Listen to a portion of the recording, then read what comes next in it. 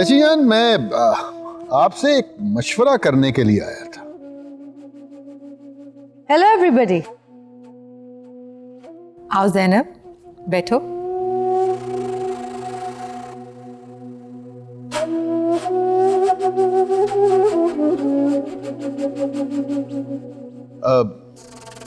बात यह है चाची जान के चाचा जान के इंतकाल के बाद पार्टी सदर की सीट खाली है। काफी अरसा गुजरने के बाद मेंबरान में चहमगोइयां शुरू हो गई हैं इलेक्शन के लिए। तो इस वक्त पार्टी को एक सीनियर क़यादत की जरूरत है। इसीलिए मैंने अपनी पार्टी को खैराबाद कह के पाकिस्तान पार्टी को ज्वाइन कर लिया। मगर शेख साहब, मेंबरान ने अभी तक आपको पार्टी में एक्सेप्ट करने की हामी नहीं भरी। मोहतरमा भाभी साहिबा, अपने जहन पे इतना जोर मत डालिए। मैं नवाब साहब का भतीजा हूं। हमारे खानदान का सियासत में एक नाम है, एक मकाम है। गुलेरियां दरख्तों पर और छिपकलियां दीवारों पर तो चढ़ सकती हैं, लेकिन उस ऊंची कुर्सी पे बैठने के लिए किसी मंजे हुए सियासतदान की जरूरत है। आप खुद को बेटर साबित करने की कोशिश कर रहे हैं शेख साहब। मत भूलिए, हर जर्रा जहान है और रईस आफताब है। भाभी जान, बहुत से मुहावरे आज के अहद से मैच नहीं करते। आफताब की रोशनी जमीन पे पड़े जर्रे को चमका तो सकती है, लेकिन उसको आफताब नहीं बना सकती। वैसे असलम मियां, आप किसे सदर देख रहे हैं? चाची जान, उसको देख रहा हूं जिसको जहन और आंखों वाले देख सकते हैं। खैर, ये फैसला तो हो जाएगा। मैं जरा चांद से मिला हूं, काफी दिनों से उससे मुलाकात नहीं हुई।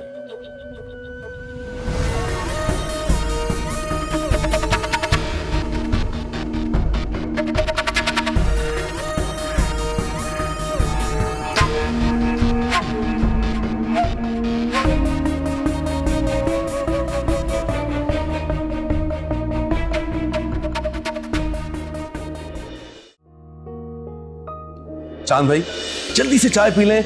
आज जबरदस्त किस्म का मैच फिट किया, हम कैरम बोर्ड खेलेंगे। Carrom board? लेकिन मैंने तो कैरम कभी खेला नहीं, मुझे नहीं आता खेलना। कैसी बातें कर रहे हो? आप चैंपियन थे कैरम बोर्ड के, बल्कि हर कोई आपको अपना पार्टनर बनाना चाहता था। जो गेम्स चांद खेलता था वो अब भूल चुका है। चांद, क्या तुम मुझे भी भूल चुके हो?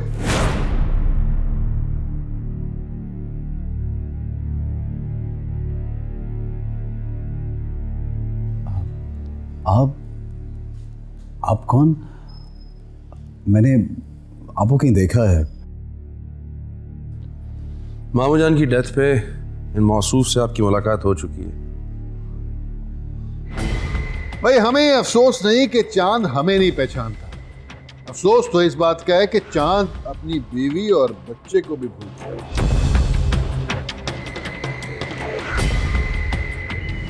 कैसे भाई, मैं सोहा के कमरे में हूँ, अगर मेरी जरूरत हो तो बुला लीजिएगा। मोहतरमा, चांद को शायद आपकी जरूरत पड़ सकती है।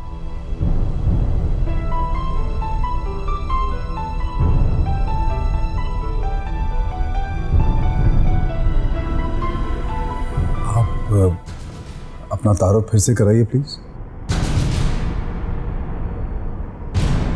चांद साहब, मैं आपका चचाजाद भाई हूं। सियासत मेरा ओढ़ना बिछोना है और मेरा नाम असलम शेख है।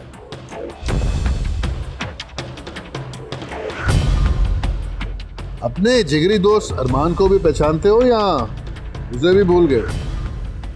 बस इतना जानता हूँ, इस हवेली में रहने वाले हर शख्स ने मुझे बताया कि अरमान मेरा बचपन का दोस्त है। वो तुम्हारी बीवी और बच्चे के साथ खेल खिलवाड़ करके अपने दोस्त होने का हक निभा रहा है। अभी कुछ देर पहले ही मैंने उन्हें बाहर देखा है, बहुत प्यारे लग रहे थे तुम। अरमान भाई, अमन को अपना भांजा कहते हैं शेख साहब। भाई तुम भी इस घर में कमाल हो, बड़े ही हमदर्द किस्म के इंसान। सारे जहां का दर्द तुम्हारे ही जिगर में। भाई मेरी आंखों ने एक मंजर देखा और मैंने बयान कर दी। लेकिन ये सब कुछ आप मुझे क्यों बता रहे हैं? शेख साहब, डॉक्टर ने चांद भाई को स्ट्रेस लेने से मना किया है। भाई मैं चांद को कोई स्ट्रेस नहीं देना चाहता, बल्कि इतना जरूर कहूंगा कि बदनामी का ग्रहण लगने से पहले चांद को जमीन पर नजर जरूर डालनी चाहिए। चलता हूं, लेकिन मेरी बात को जरा समझने की कोशिश करना चांद, वरना माजी तो तुम भूल चुके हो और हाल को भूलना भी चाहोगे तो भूल नहीं पाओगे।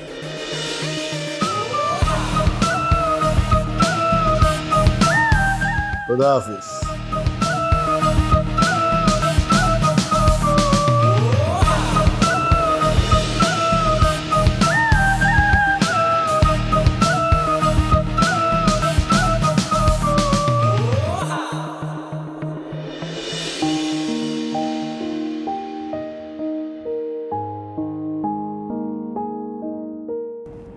साहब जी, चाय ओह थैंक यू रंगीली। बताएं कैसी बनी है? बहुत अच्छी। चाय कॉफी? चाय? रंगीली जल्दी से कप लेकर आओ, मैं भी भाईजान से आधा कप लूंगा। कैसर साहब, आप ना भी टाइम में ही आते हैं वैसे। रंगीली, इस वक्त मैं मजाक के मूड में नहीं हूँ, जल्दी से जाओ और चाय का कप लेकर आओ खाली। वाह वाह, अल्लाह की शान।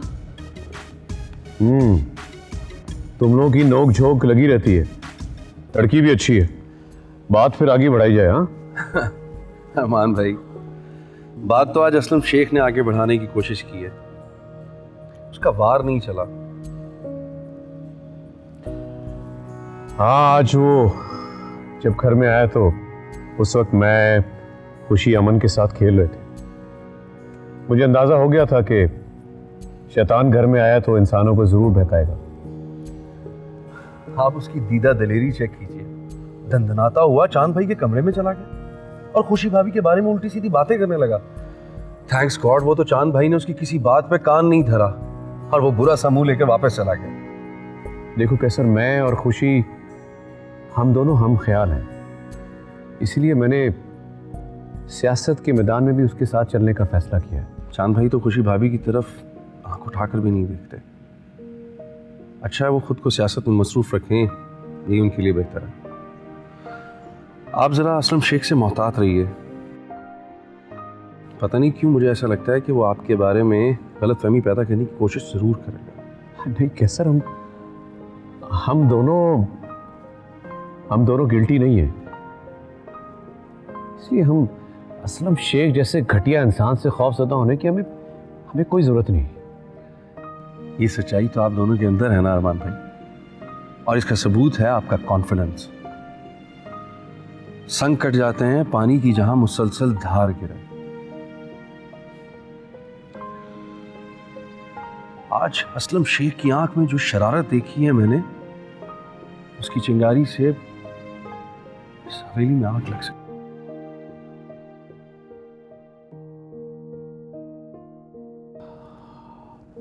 चलो, thank you.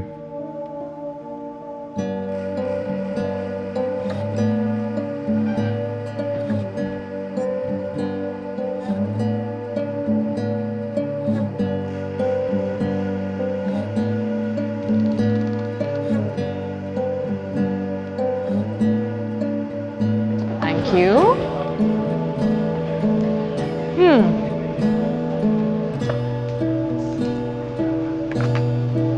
Please. It looks delicious. Ouch. आप भी लीजिए. जी जी आपकी बात. I'm just giving you the spoon. Thank you.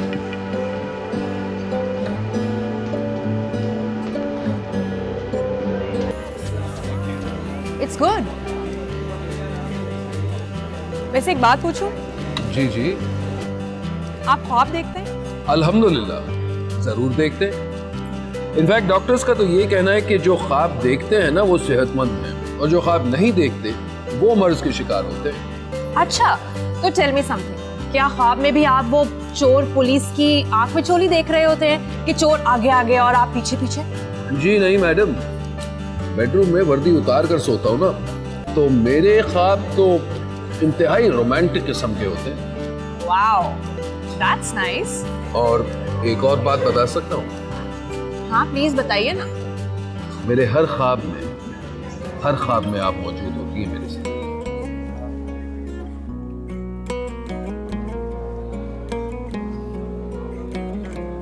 Really nice.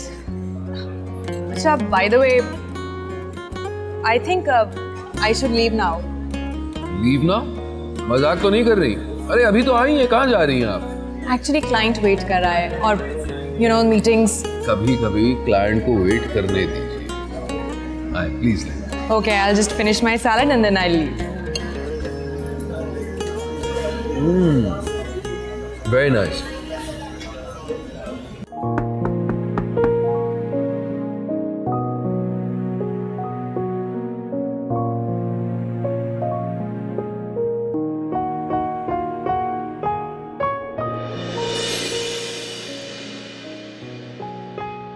आप जी, मैं अंदर आने के लिए नहीं कहेंगे? आइए।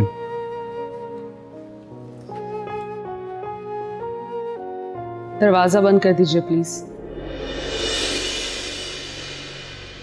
दरवाजा बंद करने की क्या जरूरत है?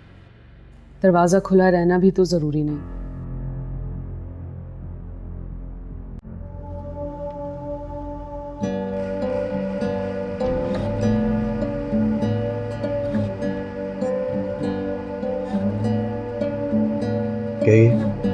कैसे आना हो? ये मेरे शौहर का कमरा है, कैसे और क्यों आना हुआ ये सवाल मुनासिब नहीं है। जी? मैं बीवी हूँ आपकी। जब मुझे कोई ये कहता है ना कि आप मेरी बीवी हैं, तो मुझे बिल्कुल झूठ लगता है। झूठ झूठ होता है, लेकिन सच ये है। सच तो ये है कि आप मेरी बीवी हैं या नहीं। मगर मैं हुमायला से मोहब्बत करता हूँ। इस बात का जिक्र आप कई बार कर चुके हैं और मैं बहुत सुन चुकी हूँ। क्या आप मेरी बर्दाश्त का इम्तिहान लेना चाहते हैं? मैं आपकी बर्दाश्त का इम्तिहान क्यों लूंगा? मेरा दिल नहीं मानता कि आप मेरी बीवी हैं। दिल माने भी तो कैसे? दिल में तो कोई और बसा हुआ है। देखिए, आप मुझे अपनी बीवी माने या ना माने, लेकिन अमन को अपना बेटा मान लीजिए। मैं कैसे अमन को अपना बेटा मान लूं? वो आप ही का बेटा है और इस बात का सबूत है कि वो जब भी रोता आपके सीने में हलचल मच जाती है, चेहरे पर तूफान आ जाता है, आंखों से बेताबी झलकने लगती है, आप दीवाने हो जाते हैं। आप अपने अंदर के बाप को छुपाना चाहते हैं, लेकिन फितरत आपको बेनकाब कर देती है। बस कर दीजिए, खुदा के लिए बस कर दीजिए। मुझे सिर्फ ये बताइए कि आप मेरे कमरे में मुझे लेक्चर देने आए हैं क्या? मैं आपको सिर्फ ये बताने के लिए आई हूं कि डॉक्टर ने कहा अब आपको प्रैक्टिकल लाइफ में कदम रख देना चाहिए। छोड़ दीजिए इस कमरे का पीछा। कल हमारी एक अहम मीटिंग है और आपको वहां आना चाहिए। आप अपने वालिद नवाब साहब की सियासी विरासत के वारिस हैं। पार्टी को सख्त वफादारों की जरूरत है। आप अपनी खानदानी विरासत का ख्याल कर लीजिए। नो, नो वे, मेरी कोई विरासत नहीं है। मत भूलिए, सियासत आपकी मिरास है, उसे नजरअंदाज मत करें। मैं सियासत को नहीं समझता, ना ही समझना चाहता हूं। मैं तो सिर्फ मोहब्बत सीखने की कोशिश कर रहा हूं। प्लीज मुझे सियासत में मत उलझाइए। खुदा के लिए मुझे माफ कर दीजिए। जाइए आप यहां से, चले जाइए प्लीज, प्लीज जाइए।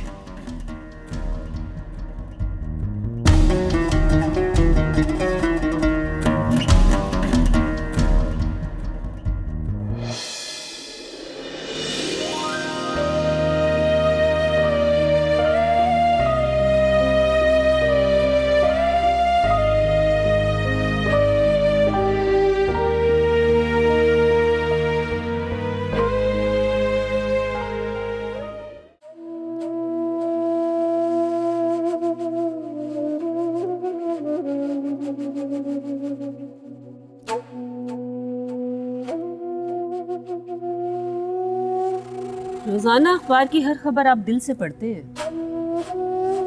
लेकिन बीवी के चेहरे पर क्या लिखा है कभी पढ़ने की कोशिश नहीं की। कभी फालतू वक्त में आपका ये शौक भी पूरा कर देंगे। तो आपकी नजर में बीवी फालतू चीज होती है? जो लोग जिंदगी के साथ मुसलसल चिपक जाते हैं वो फालतू तो नहीं होते, लेकिन काम के भी नहीं रह जाते।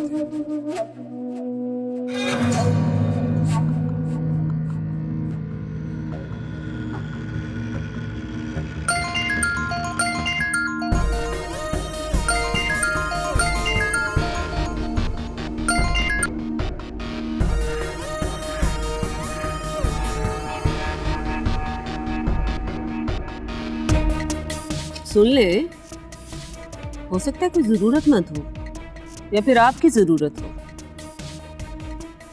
असलम शेख की जरूरत बन जाना किसी के बस की बात नहीं राबिया बेगम। कुछ आया अकल शरीफ में? जी,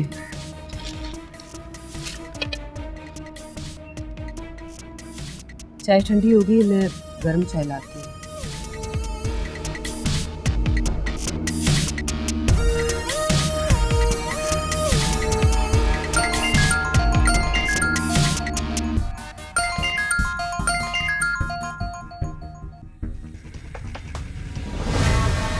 अरे सुबह सवेरे हमारी याद कैसे आ गई? आप अपनी बीवी से बहुत डरते, तभी तो आपने मेरा फोन काट दिया।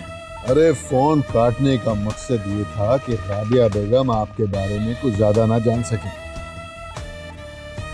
मुझे एक बेवकूफ बुजुर्ग ने एक फीका सा गुर बताया था कि जिंदगी में कामयाबी से जीना चाहते हो तो सवालिया निशान बन जाओ। कोई आपके बारे में ये ना जान सके कि आप क्या हैं, कहाँ हैं और क्या करना चाहते हैं।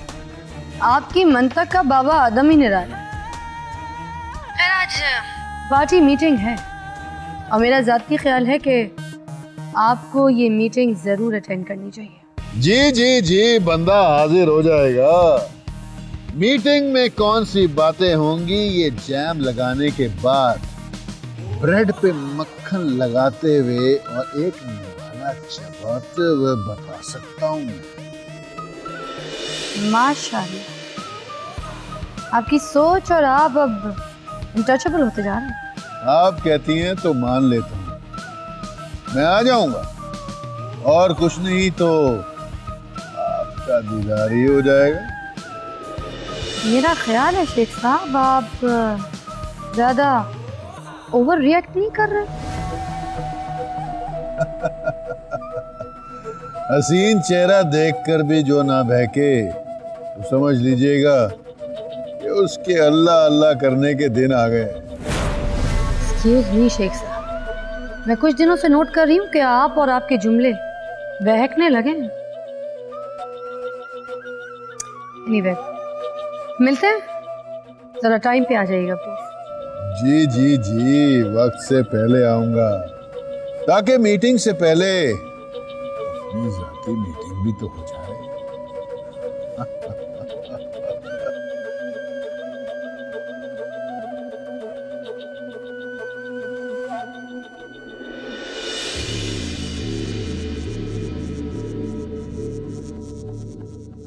किसका फोन था? ऑफिस से किसी का फोन था। आज पाकिस्तान पार्टी की मीटिंग है, वहां से बुलावा है। पाकिस्तान पार्टी से आपका क्या ताल्लुक? मैंने पार्टी ज्वाइन कर ली है। तुम्हें कोई एतराज? मुझे क्या एतराज हो सकता है? अब उस पार्टी का अल्लाह ही हाफिज है।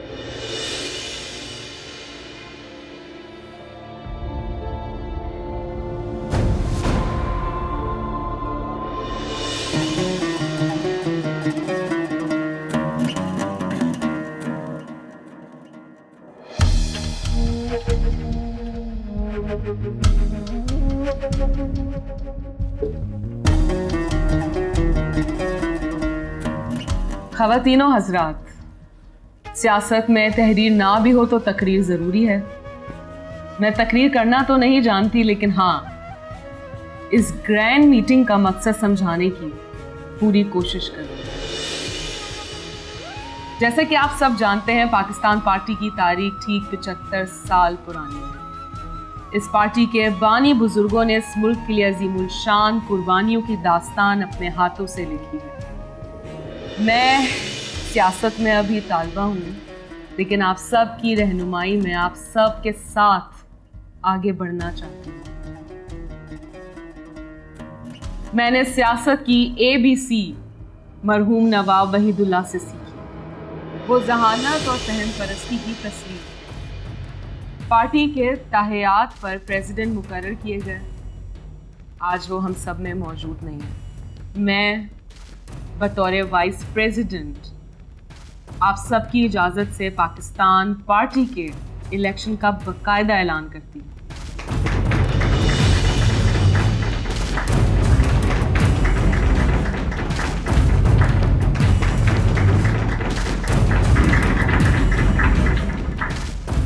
प्रेसिडेंट बनने के लिए जो भी मुअत्तबर लोग इलेक्शन में हिस्सा लेना चाहते हैं, आप सब अपनी नॉमिनेशन के कागजात हमारे दफ्तर में जमा करवा सकते हैं। लेकिन याद रहे, हम सियासत को अवामी खिदमत बनाना चाहते हैं। करप्शन और क्राइम में मुलविस सजा याफ्ता लोग इस इलेक्शन में हिस्सा लेने के लिए नाअहल करार दिए जाते हैं।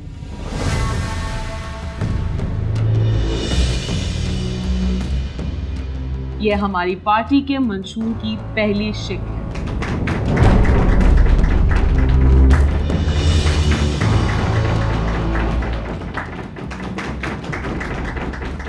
कागजात नामजदगी जमा होने के बाद ही इलेक्शन की तारीख का ऐलान कर दिया जाएगा। पाकिस्तान जिंदाबाद, पाकिस्तान पाइंदाबाद।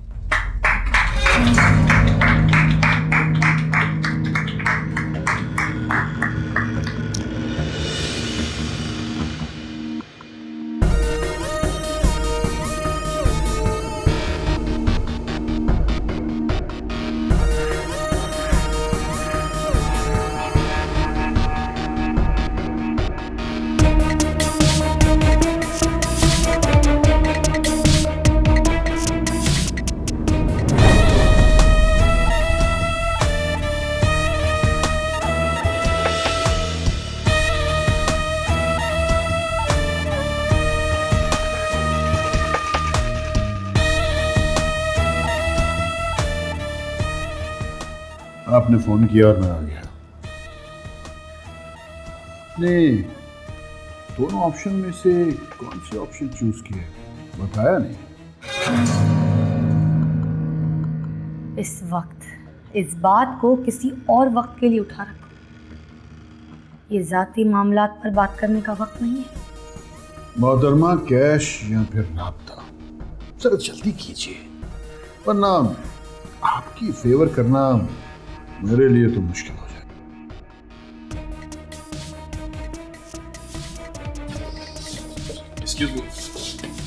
मैडम, पार्टी सदर के लिए आप किसे सजेस्ट करेंगे? प्लीज बताइए मैडम कुछ। Please excuse me ma'am, house में जितने भी लोग मौजूद थे, हमने तकरीबन सबसे बात किया और तमाम मेंबरान की यही ख्वाहिश है कि वाइस प्रेसिडेंट खुशी को ही इलेक्शन लड़ना चाहिए। मैं अपने तमाम सीनियर साथियों की बहुत बहुत शुक्रगुजार हूँ कि उन्होंने मुझ पे इतना ट्रस्ट किया, लेकिन अभी मैंने कोई फैसला नहीं किया है। आप पार्टी सदर के लिए किसे सजेस्ट करेंगे? वेल, अभी ये बात ऑन रिकॉर्ड नहीं लाई जा सकती। जब कोई फैसला करूँगी तो बता दूंगी, और फैसला सिलेक्शन के बाद ही होगा। तो मैम, आप खुद को प्रेसिडेंट के लिए अहल समझती हैं? एक्सक्यूज मी, इसका जवाब आप मेरे दीगर मेंबरान से लीजिएगा। बहुत बहुत शुक्रिया।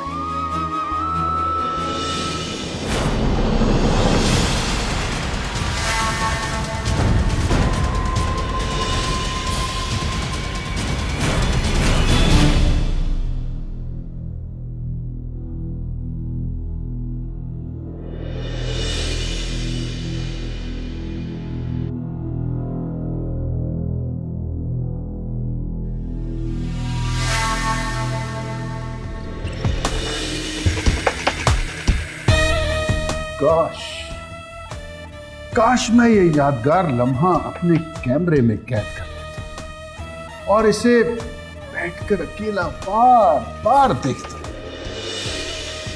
कोई बात नहीं, मैं अपने इन इलेक्ट्रॉनिक और प्रिंट मीडिया के दोस्तों से रिक्वेस्ट करूंगा कि ये रोमांटिक तस्वीर मुझे दें, ताकि ये बतौर सनद मेरे काम आए।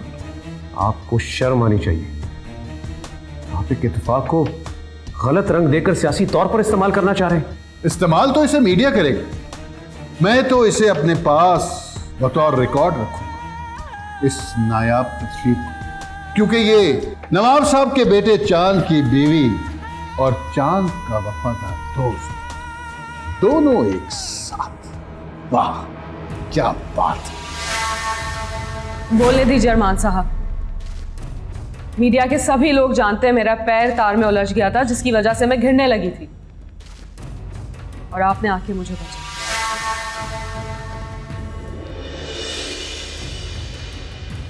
आप लोगों का यही तो फायदा होता है, गिरतों को थाम लेते।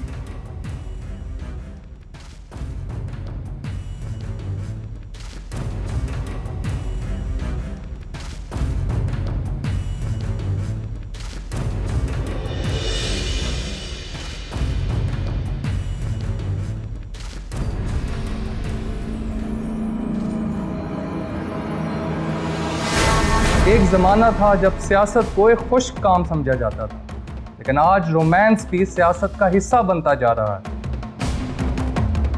आइए आज की पॉलिटिकल लव स्टोरी मुलाहिजा फरमाइए।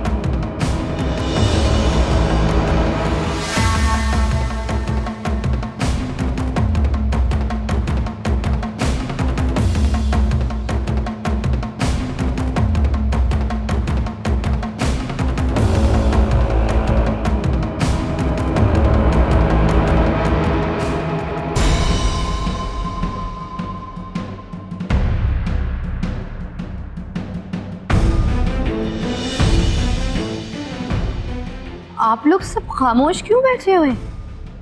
इतनी प्यारी तस्वीर, इस पोर्ट्रेट पर कोई तबसरा तो कीजिए। ज़ैनब, तुम तो वहां मौजूद थी, ये सब क्या है? तौबा तौबा अम्मी जान, मैं तो अपनी जबान से कुछ भी नहीं कहने वाली। हद होती है। नहीं, आप लोगों के सामने टीवी पे चल रहा है, देख तो लिया आप लोगों ने, अब खुद ही अंदाजा लगा लीजिए बात का। लो, मैं तो कुछ बोलती भी नहीं और बोलने से पहले सारी लड़ाई मेरे नाम लग जाती है। मैंने नहीं बोला इस बार कुछ, देख लें खुद ही टीवी पे।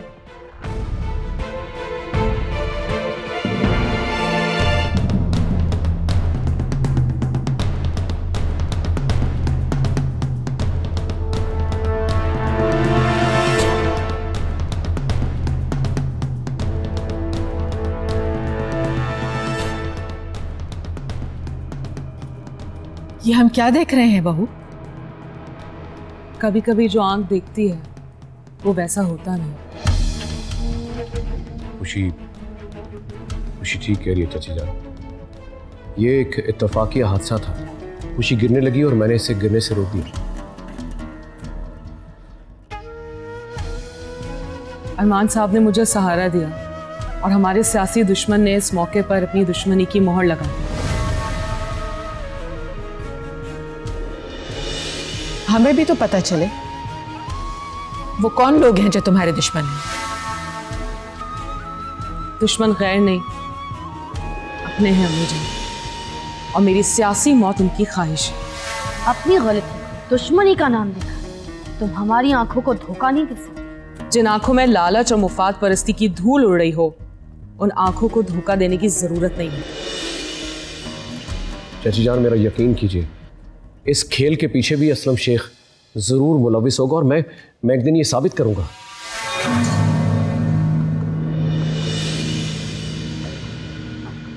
भीगी बिल्ली खम्बा नोचे, ये मुहावरा तो सुना ही होगा आप लोगों ने, है ना? अब ये सोचिए कि खुशी बेगम सियासत करेंगी या रियासत से किनारा कशी करने का इरादा करेंगी।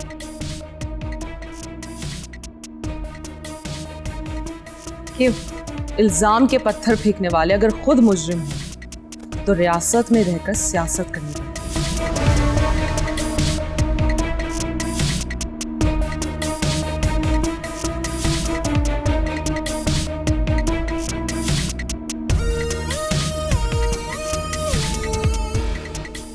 भाभी, कुछ तो खुदा का खौफ करें, कम से कम मरहूम नवाब साहब की इज्जत का ही ख्याल रख लें। अपने घर में आग लगाएंगी तो इस हवेली से उठता हुआ बदनामी का धुआं पूरा शहर देखेगा।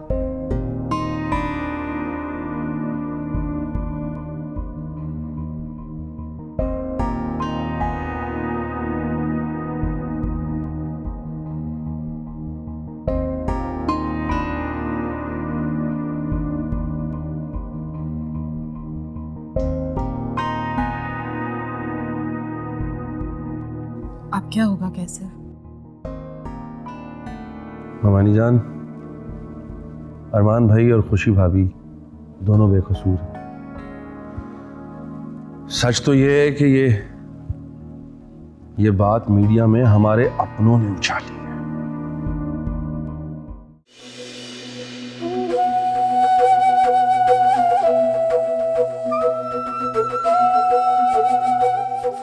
अरे खाओ खाओ मेरे दोस्तों, पेट भर के खाओ। ये सारी खुराक आप लोगों ने ही खत्म करनी है। वाह शेख साहब वाह, आप जब बुलाते हैं हम खूब खाते हैं, और आप क्या अच्छा खिलाते हैं। बस शेख साहब आप हुक्म करें, हम सब हमतन गोश हैं।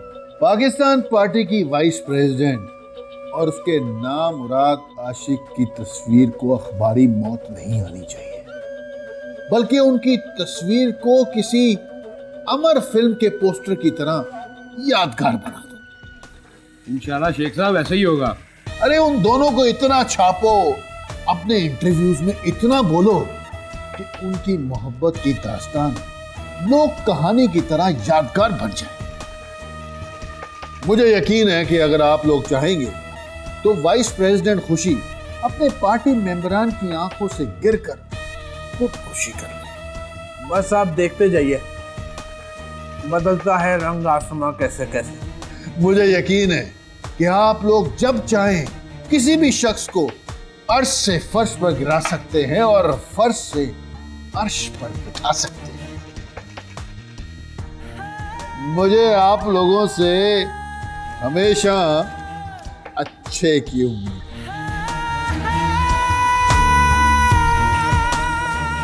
अरे खाइए खाइए खाइए, आप लोगों के लिए।